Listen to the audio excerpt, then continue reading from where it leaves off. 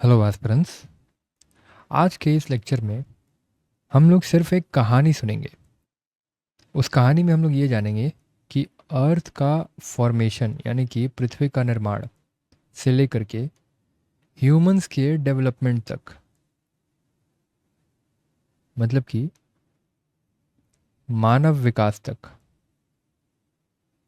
इन दोनों के बीच में जो भी घटनाएं घटी उन सब के बारे में हम लोग जानेंगे। ठीक है। सबसे पहले क्या हुआ था? अर्थ का फॉर्मेशन हुआ था, मतलब कि पृथ्वी बनी थी, पृथ्वी का निर्माण हुआ था। ये हुआ था अभी से लगभग 4.5 बिलियन ईयर्स अगो। 4.5 के बाद तुम लोग नौ नौ शून्य जोड़ दो तो आ जाएगा 1 बिलियन, मतलब कि 4.5 अरब वर्ष पहले। ठीक है। 4.5 4.5 अरब वर्ष पहले हुआ था पृथ्वी का निर्माण। ठीक है। उस टाइम पे पृथ्वी पे कोई ओशन नहीं थे, मतलब कि कोई भी महासागर नहीं था, एटमॉस्फेयर भी नहीं था, मतलब कि वातावरण नहीं था सांस लेने के लिए। उस समय जो पृथ्वी था वो सिर्फ एक आग का गोला था। धीरे धीरे जब सतह ठंडी होती गई तो फिर ऊपरी परत सॉलिड क्रस्ट बन गया, मतलब कि ठोस भूपर पट्टी। मतलब कि अभी हम लोग जिस सतह पे चलते हैं पृथ्वी के, उसको क्रस्ट बोला जाता है। तो ये सॉलिड है, इसीलिए हम लोग बोल रहे हैं कि धीरे धीरे पृथ्वी ठंडी हुई और जो ऊपरी सतह है वो ठोस होती गई, जिसको हम लोग सॉलिड क्रस्ट कह दिए। ठीक है। हिंदी में ठोस भूपर पट्टी। और फिर जो वाटर वेपर था,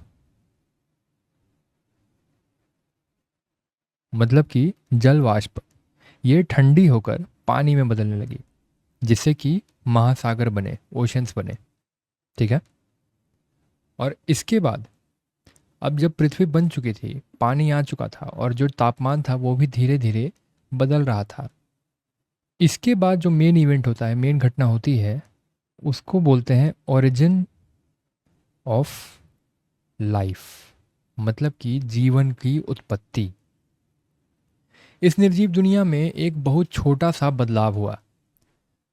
अभी तक साइंस ये नहीं पता कर पाया है कि किस तरीके से पहला जीवन उत्पत्ति हुआ था इस पृथ्वी पे, लेकिन जो भी अभी तक हमें प्रमाण मिले हैं वो बताता है कि जो सबसे पहला जीवन था वो बहुत सिंपल था, मतलब कि बहुत सरल था। ठीक है। और माइक्रोस्कोपिक था, मतलब कि उसको हम लोग सिर्फ माइक्रोस्कोप से देख सकते हैं, वो हमारी आंखों से नहीं दिखेगा। माइक्रोस्कोपिक का मतलब हो गया सूक्ष्म। ये जो भी जीव था, इसके पास अभी के जैसा कोई ऑर्गन नहीं था। ये अपना सिर्फ लाइफ सस्टेन कर सकता था, मतलब कि जो लाइफ है उसको चला सकता था, जिंदा रह सकता था। किस चीज़ की हेल्प से? सेल के हेल्प से, मतलब कि कोशिका। ठीक है। और फिर यहीं से लाइफ की जर्नी शुरू हुई। लेकिन इस छोटी सी शुरुआत को कॉम्प्लेक्स सी दुनिया बनने में, इतनी बड़ी विशाल दुनिया बनने में अरबों वर्ष लग गए। शुरुआत हुआ यूनिसेल्युलर ऑर्गेनिज्म से। यूनिसेल्युलर मतलब कि एक कोशिकीय जीव, ऐसे जीव जिसके पास सिर्फ एक सेल होता है। और फिर इसके बाद धीरे धीरे मल्टी सेल्युलर आए, multi cellular organism, multi cellular जीव आए, मतलब कि बहुकोशिकीय जीव जिनके पास एक से कई अधिक मात्रा में सेल्स होते हैं। और इसके बाद जो जीवन उत्पन्न हुआ, सबसे पहला आया एक्वेटिक ऑर्गेनिज्म, मतलब कि वो जीव जो कि पानी में रह सकते हैं, जलीय जीव। ठीक है। फिर धीरे धीरे इनके डेवलपमेंट के बाद, इनके विकास के बाद आए थे एम्फीबियंस। एम्फीबियंस का मतलब उभयचर, जो पानी में भी रह सकते हैं, ज़मीन में भी रह सकते हैं। और आए रेप्टाइल्स, मतलब कि सरीसृप। सरीसृप इसमें कौन आ जाएंगे? जैसे कि अभी हो जाता है सांप, और हो जाते हैं छिपकलियाँ, ठीक है। और फिर इसके बाद आए मैमल्स, मतलब कि स्तनधारी जीव, स्तनधारी, ठीक है। मैमल्स को बोला जाता था स्तनधारी जीव। अब जीवन की उत्पत्ति होने के बाद सबसे पहले आए यूनिसेल्युलर ऑर्गेनिज्म, फिर इवोल्यूशन हुआ, मतलब कि जैविक विकास हुआ, जैव विकास हुआ। फिर आए मल्टी सेलुलर ऑर्गेनिज्म।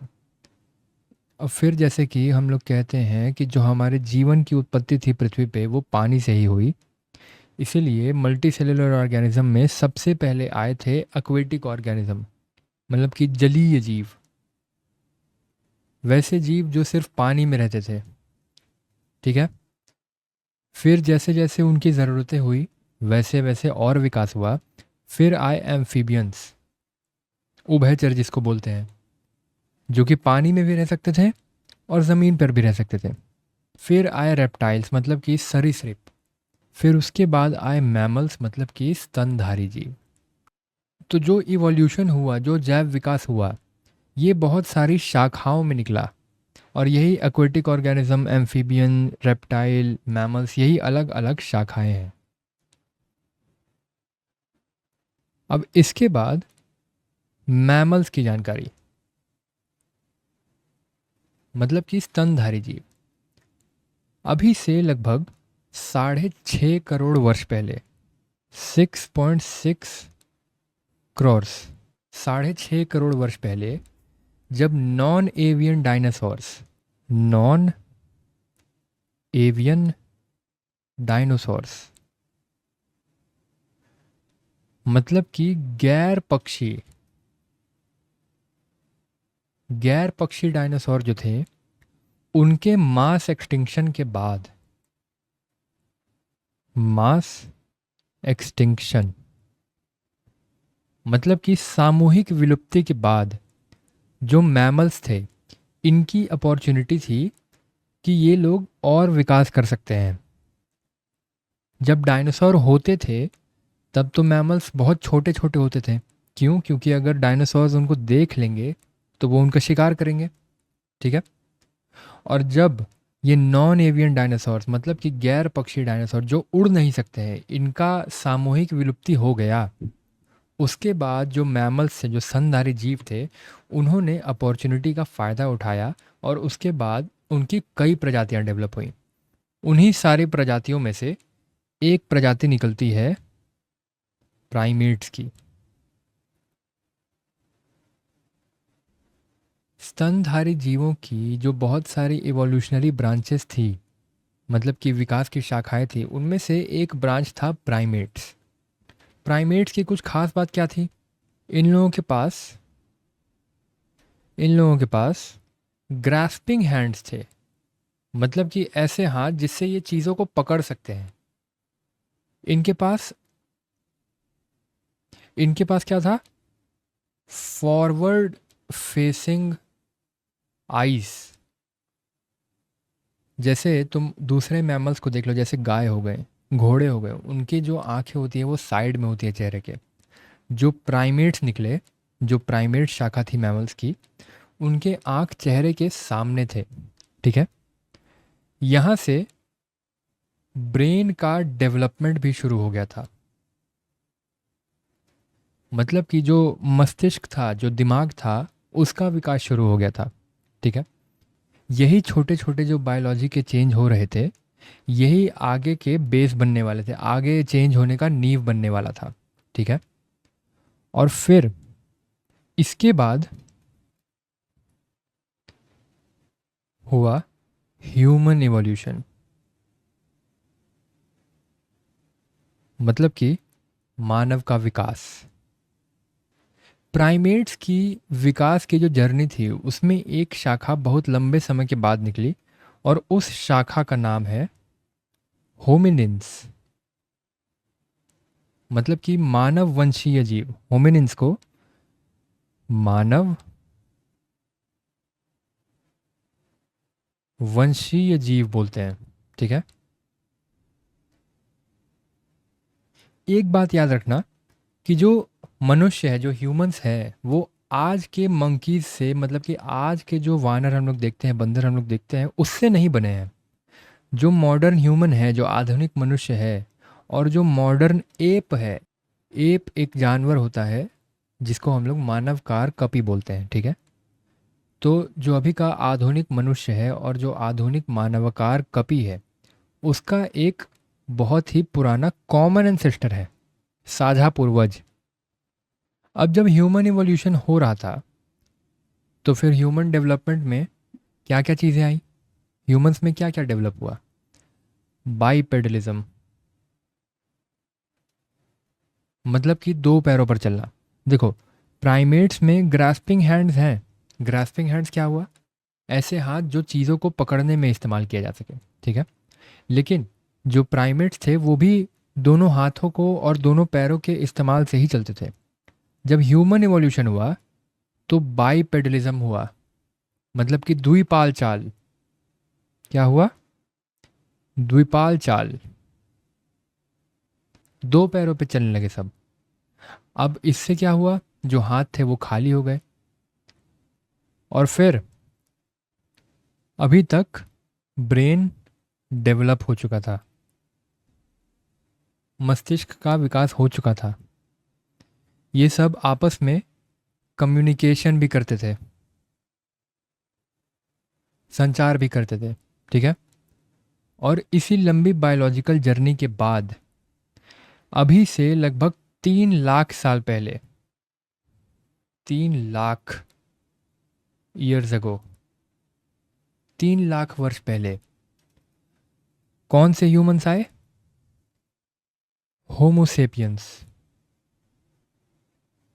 होमोसेपियंस आए, मतलब कि आधुनिक मनुष्य जो थे वो आए, उनका विकास हुआ, जो भी हम लोग हैं। अब इस चीज़ के बाद, इतना जानने के बाद, हमारे मन में दो सवाल आने चाहिए, दो क्वेश्चंस। क्या?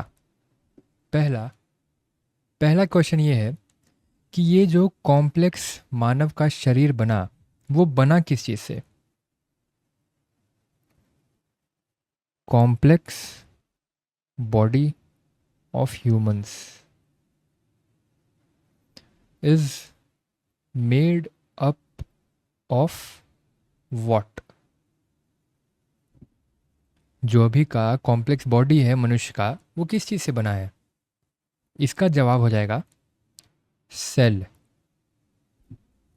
जो सेल होता है, जो कोशिका होती है, वही हमारे शरीर का स्ट्रक्चरल और फंक्शनल यूनिट है, मतलब कि मूलभूत संरचनात्मक और क्रियात्मक इकाई है हमारे शरीर का, हमारे जीवन का। दूसरा क्वेश्चन ये है कि जब ह्यूमन का ब्रेन, यानी कि मस्तिष्क, दिमाग, और बॉडी यानी कि शरीर डेवलप हुआ, डेवलप तो हो गया, अब इसने इसका इस्तेमाल कैसे किया? इस चीज़ का किस चीज़ में इस्तेमाल किया, यूज़ कैसे किया? इस चीज़ का जवाब हम लोगों को मिलेगा हिस्ट्री पढ़कर। हिस्ट्री की शुरुआत हम लोग करेंगे स्टोन एज से, यानी कि पाषाण काल, ठीक है। और इस क्वेश्चन का जवाब हम लोग को मिलेगा बायोलॉजी पढ़ के, जिसमें हम लोग शुरुआत करेंगे सेल के चैप्टर से, ठीक है। तो अगले लेक्चर में मैं तुम लोगों को इस सवाल का जवाब दूंगा, और यहीं से हमारे 73rd बीपीएससी फाउंडेशन कोर्स की शुरुआत होती है। यहाँ तक बने रहने के लिए धन्यवाद। मिलते हैं अब हम लोग अगले लेक्चर में, जिसमें हम लोग देखेंगे cell the unit of life.